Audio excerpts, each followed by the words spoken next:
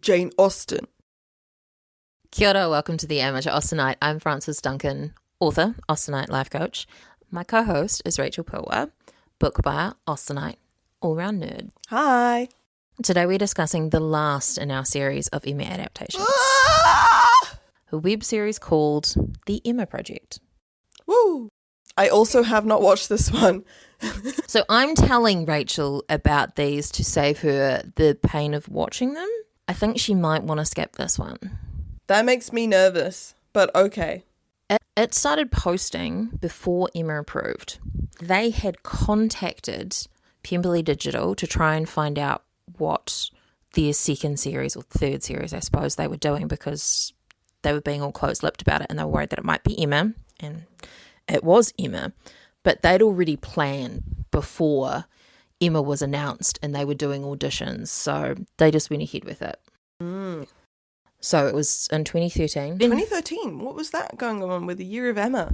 That's 3 of them set in the same year. So it was straight after the Lizzie Bennet Diaries. That makes sense. The Lizzie Bennet Diaries started off a craze of literary web series adaptations. Yeah. And fair. Lizzie Bennet was a good web series. It's unfortunate they went too professional with Emma approved and, yeah, I think lost some audience. But then other people found audience with the more realistic, just people in a camera, people being real. This one was a lot more planned than some of the other adaptations. So every episode starts with a quote, a literary quote from somewhere, usually, and either one of the characters says it on screen or you hear their voice and there's the quote written on the screen. And then there is the title card, The Emma Project, and the name of the specific episode. You were saying that you wish that Emma were an artist. There is a little paint canvas because this Emma does art alongside her psychology degree. It makes sense. Appropriate, right? Appropriate things for Emma to study. And then the last 30 seconds or so of every video is like they did at the end of the Lizzie Bennet Diaries. Here's the previous one, here's the next one, and just music playing in the background. There's a lot of channels for just doing that kind of thing at that time to try and keep engagement. You finish one video, you go straight to the next one. When you're watching 5 hours, 75 videos, oh my God, it gets annoying. But also, as she's coming to the end, she's like, remember to like, subscribe, etc. And she always says, and have a lovely day, which is so random. But I know as she's saying that, I can go skip to the next episode. Because then after that, the end of the video is just the card. The first episode kind of made me not want to continue because she says she's depressed and she also refers to her dad as a hypochondriac. Rude. Also not very Emma. No. And it's 4 episodes before anyone joins her on screen. Oh. Harriet turns up. Okay. How long are these episodes?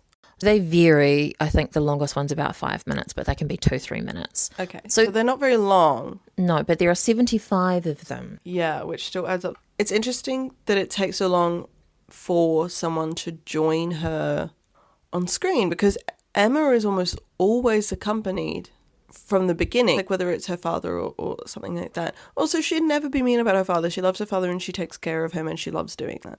Harriet's the first person introduced. That's interesting. Does she talk about anybody else, like Knightley or anything before? She does talk about people a lot. There's a lot of telling. There's a lot of Emma telling you things as opposed to showing you things. That's annoying. Which does make it feel longer and drag a bit. I guess it makes sense in terms of like a video, if it was like a video diary, she's telling her diary about what's happened. That makes sense.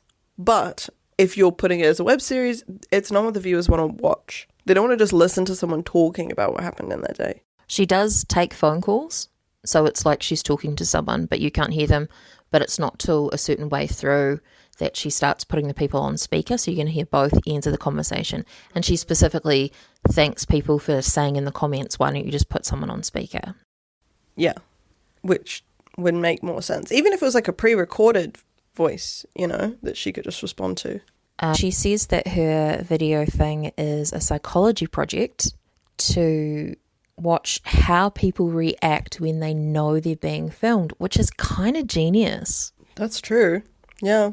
You need to have how they act when they don't know they're being filmed and then how they act when they know they're being filmed. So that way you can see the difference. You got to have that control. There are hints to Regency stuff in some of the presentation of characters, little hints in clothing, hair, etc., and in the music. Oh, so it's got music in it. With the stuff that runs in the title card and at the end. So Harriet grew up in foster care. She loves Disney. Cute.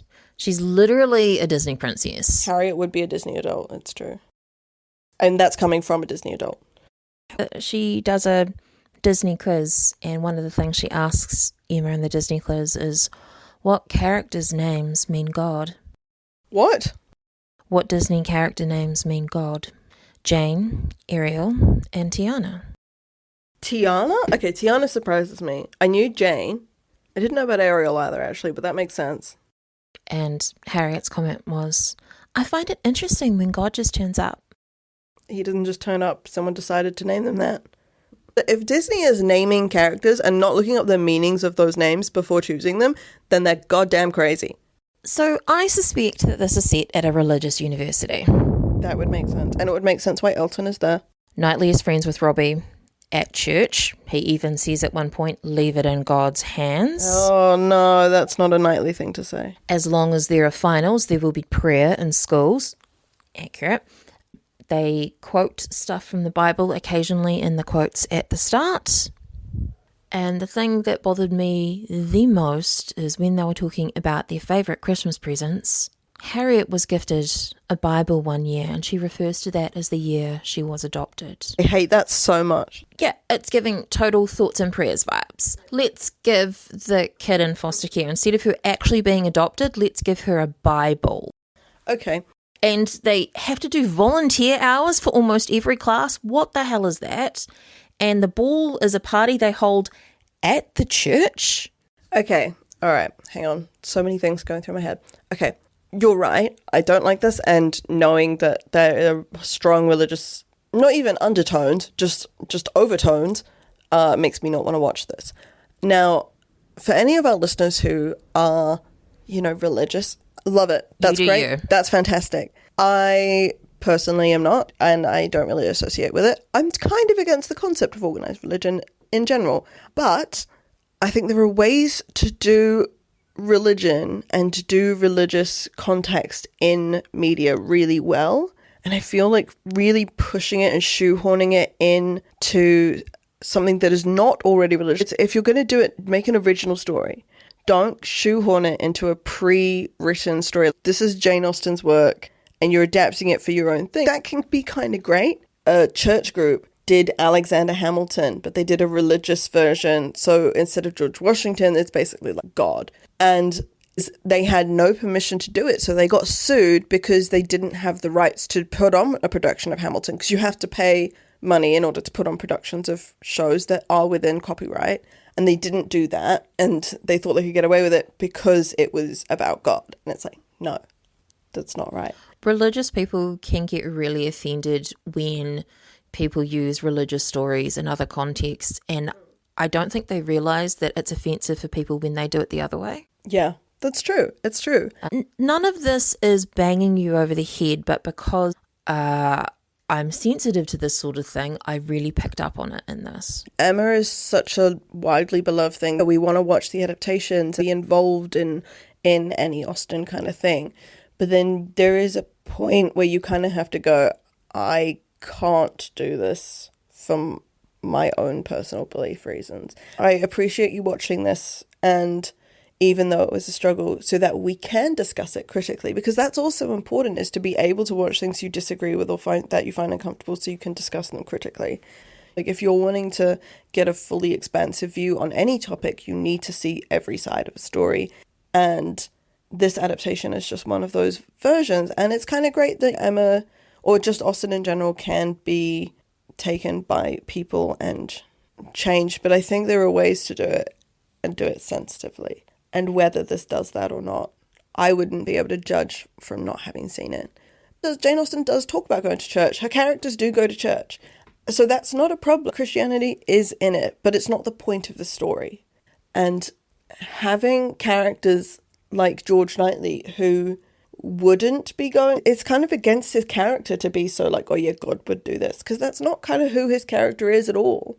You know, he is the cynical realist. Unless there's a wedding happening, I think in all the adaptations we've watched, he's never seen in Sunday church. It's like, say, the 2021, you know, he's away at the beginning when they go to the wedding. But in all the other scenes where they're in the church, apart from his own wedding, he's not in the church. Yeah, I think you might be right. I think actually against his character, he's like, I've got better things to be doing on a Sunday morning than going and sitting and listening to someone talk. I have things to do and places to be. From what we understand of religion during Jane Austen's time period, it did seem to be more of a social norm than a spiritual thing, because it was not a calling to be a clergyman. It was a job that people wanted to have to make money. And they were not people that you'd look up to as good pillars. And Austen makes that very clear in her novels, that these are people that are wanting money and they're treating it as a job, and they're not thinking about as God as their boss. Yeah. And they're not necessarily caring about the people in their parish in the way that you would expect a clergyman to. Yeah, they're not caring about like their immortal souls or anything. Jane Austen's own father is a clergyman, and some people interpret some of her writings in a very religious way and say she was obviously a very devoted Anglican and she's written prayers and stuff like that, but we can never actually really know what it meant to her personally. Religion is such a personal thing to everybody. It's because religion is so personal, we take it all very personally. Having a much more religious version of something that we love does kind of feel a bit like, if that is not your religion, or, you know, that religion has, I mean, I think all religions in the world have done something heinous to other people in order to spread their religion, with maybe the exception of Buddhism. But I don't know that is historically accurate. It does kind of make me feel a bit icky. Yeah, I feel icky about religion too. It can feel quite oppressive. Yeah. But I do have a great respect for it. I do understand why it gives people hope. Speaking of media showing religion well, I recently watched the third Knives Out movie, Wake Up Dead Man. The main character is a priest, played by the same actor who played Mr. Elton in the 2020 adaptation. And I will get back to this movie when we discuss our ultimate ranking of Emma characters, because it has become relevant. But that was a fantastic movie for showing religion. This guy, he became a priest because he found his own salvation. He wants to make the church a welcoming space. That's awesome. And that's awesome. And he ends up going to a parish where there is a priest who is using religion as an oppressive tool, and how their differing opinions on religion are part of this whole story. And then you get Benoit Blanc, Daniel Craig's detective, coming in, and his own difficulties with religion. Benoit Blanc is gay. His mother was religious. He really struggled with like the homophobia of religion and stuff. But you actually see him also kind of over time going from finding it really difficult to be in that church to kind of respecting it and respecting the concept a bit better, but still not wanting to be part of it himself. And like they did it fantastically. And I think there are ways to actually have religion as the main point. Like it is the focal point of that film, but they do it in such a way that you get the whole discourse while you're doing it. And actually it made me feel more positive about like Christianity, Catholicism, than I think I've felt in a long time. That sounds like an excellent film. Yeah. Because it tends to go one of two ways, right? Either it's going on about how great Christianity is, and everybody does it, obviously, and we're so right, or it's it is so oppressive and destroying people. I love that they found a balance to feel inspiring. I didn't grow up religious, but my grandparents were heavily Catholic. And up until they were unable physically to go to church, they went to church every single Sunday. And it was a really important part of who they were. And when my grandmother died, we had a rosary at the house. And I found myself so uncomfortable during that whole process because it's so not me. And as a queer woman, the church has had a lot of very strong and hateful rhetoric. That's why when I turned 18, I started refusing to go to church, even on special occasions like Christmas and Easter, because I just couldn't But I feel like after having watched that film, I now feel more comfortable with it. And I feel like that's what a good media should do. And whether this adaptation has that in mind while they were making it, I really would be curious. As I say, it's never overt, so I just kind of assume that this is the university that they're in, so they just slide the stuff in because for them it's normal. Maybe they're like church friends or something who have decided to make Good this point. version. That's also possible. And so maybe that's because they have such strong religious connection that for them adding that in. Maybe it's the church important. book club. Maybe it's the church book club. Okay. If it's the church book club reading Emma, I can get behind that. Kind of cool. There are actual adults in this too. Yeah, okay. That's also good. And a baby. There's a baby Emma. Yeah. Oh. Emma's niece. Yeah. The acting did feel kind of forced. It didn't feel as genuine as some of the other ones, and more so than just, oh, there's a camera in front of me. But if Emma's thing is that she's seeing how people act in front of the camera, that does make sense to kind of have the acting feel more forced and awkward, because the whole thing is about how people are different in front of the camera. The actress who played Emma, the best acting came from her when she was realising the feelings for Knightley. Okay. It was like she could really get into the emotion of it, and previously she was just reading the things. I don't know. But at that point I went, oh, I can feel this.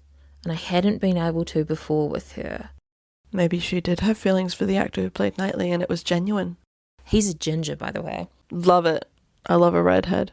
So George doesn't know about the videos. Oh, okay. Does not know they're being posted online. And so Box Hill is not only the shitting on Miss Bates, it's the revelation that the videos are online. That's really good. Okay, that's a really good way to do that. I agree. I was really impressed. That was an excellent choice. I'm actually surprised none of the other versions have done that. Miss Bates is a literal cat lady. 10 out of 10. She refers to Jane as a child prodigy. And there's a scene where she's talking to Emma and it's just sped up as she talks and talks and talks and talks. They've made some wonderful choices with this. Yeah, that is a good choice, is just to have the zoom, like just have it zoom through her parts. Jane has been in Europe studying music, and that's where she comes back from. But it's so funny. They talk about Europe as if it's its own place as opposed to a collection of countries. As if Europe is a country, and I'm so sorry, but that does sound so American. And we're going back to Europe, but at some point when Frank and Jane are talking, they do start talking about London specifically. Frank has a motorcycle. Horsey's a bad boy. Of course, yeah, he would. If, like, he would have either the best horse or the best motorcycle. It's implied that Mrs. Weston, Anne, who was kind of the nanny to Emma and her sister Izzy, was a university lecturer. She was finishing off her PhD when she was raising the kids. It's kind of implied that she left teaching when she got married. What patriarchal hell is this? Okay, but if this is a religious version in ways, it would make sense for her to leave, which is another reason I have problems with some religious things. She's a woman, she's married, she should be in the home. The way that it's revealed is she could go back to lecturing, but that made you go, oh, she left because she got married? Oh, no, thank you. If that's her choice, go off. But I worry that it's the cultural norm that she feels like she has to. Yeah. Or that Mr. Weston has told her. Like, this is the point of feminism, right? That women have the choice. If you want to be a stay-at-home mum, if you want to be a stay-at-home wife, you do that, but you get to choose to do that. If you want to keep working, you choose that. If you want to have kids, you choose. If you don't, you choose. Have I ever told you that my mum chose to go back to work because she was a stay-at-home mum for like my whole childhood, and then when we moved to New Zealand, she decided she was going to go back to work part-time at least, because I wanted to be a stay-at-home mum, because she was, and she wanted to be a better role model for me. She wanted to inspire me to go and work and not be a stay-at-home mum, so she got a job so that I would also want to do that. I love that. I can't see you being a stay-at-home mum. I think when I was younger, I was very much like, I want to be like my mom because my mom's so great and I love her and she's perfect. Yeah, your mum is great. Yeah, it makes sense for some people if you have a large family. Like, sometimes you need to stay home, especially if you've got young kids, sure. When they grow up, though, it's up to you. But I think for me, if I had young kids, I'd probably stay at home. But I think I'd then get very, like, crazy housebound, and then I'd get more depressed. And I think for my mental health, I would need, like, I mean, I don't really spend any time outside, and I do love being home. But when I'm home, I want to be, like, zoned. Like, I don't want to have to do all the chores and do all the things. I'm like, no. Having kids is a lot of work. Children are a lot of work, and it's constant. These are people who their very well-being depends on you, and that is a constant pressure. And when do you get a break from that? After 18 years? Still not really. Yeah. I really admire people who choose to parent when they're really aware of what they're getting into. I understand that biological imperative is a thing, and your body's like, no, but I need to have kids. But when you've really thought about the implications of that for your life and for your kid's life, and you're not just selfishly going, I want a baby, you've actually thought about how you're going to be able to provide for that child. I feel like in terms of Anne leaving university, or well, leaving lecturing, to be a wife, you know what? Yeah, fair, good on her. I feel like that does fit with, like, Mrs. Weston's character in the book. She leaves working for the Woodhouses to marry Mr. Weston. What does she do with her time now that she's not working as a governess or companion? Well, she runs the household and then has a baby. It's kind of sticking with the story in a way, but I do feel like, depending on some of the versions of Miss Taylor, she would go back to lecture at some point. Augusta's name is Ellie, so she's Ellie Hawkins. She's kind of wonderful. She introduces herself as Ellie Mae Hawkins, very American, and sort of takes over the video blog. So great. She brings her own list of questions for Emma to ask her. Yeah. And she's a hipster, which is kind of perfect for Mrs. Elton. They're like, I'm so much cooler than you. Yeah, that is very Mrs. Elton. So much She's like, cooler. I'm hip and on the trends, and you're lame and not. I actually struggled when I was doing the ultimate casting because I really like some elements of this Mrs. Elton.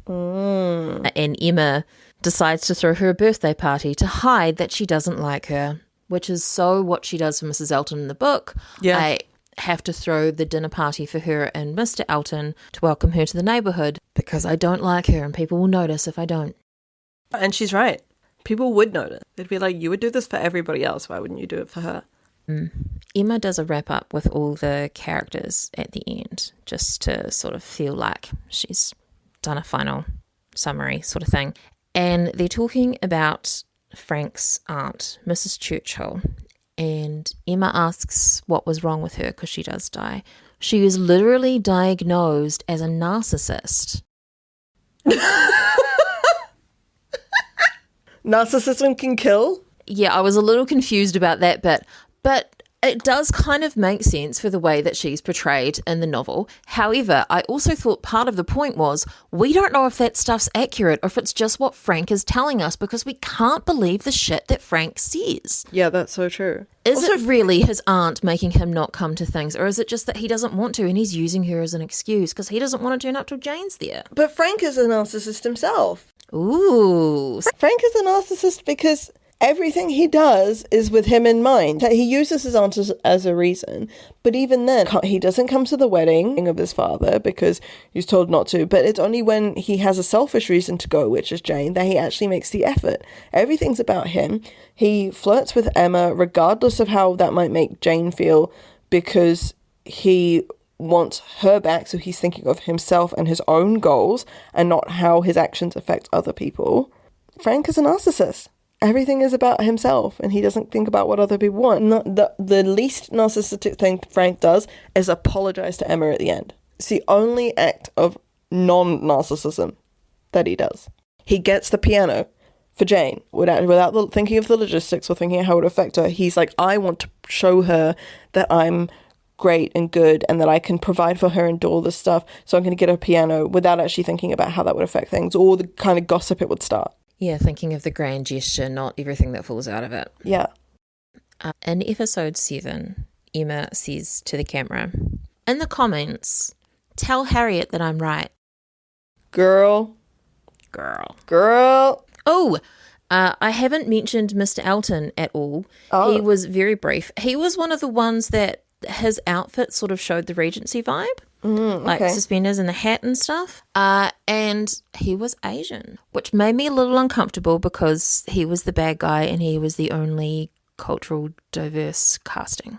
Yeah, it poses some problem. At least they had some diverse casting, even if it is the villain. But like, how was his acting as Elton? He was so briefly on screen. It was so brief. So they really Elton. minimized his role. It was more Emma and Harriet talking about him than him ever being there. He didn't make much of an impression on me, except that then when you saw him and Ellie together, they were both just like blanking Emma and not wanting to be on camera and stuff. That was really it. Yeah. Okay. Interesting. Interesting that they do a whole interview with Augusta then and don't really have Elton. Like, the only reason Augusta matters is because Elton brings her in. That is our discussion of the Emma Project, another web series adaptation of Emma, and that is the final in our very long discussion of Emma adaptations. But stay tuned for our next episode where we're going to be discussing our ultimate casting choices for Emma based on all of the adaptations that we've discussed. Woo! I've been Frances Duncan. This has been Rachel Pilwa. Bye. Thanks for listening, and we wish you happy watching.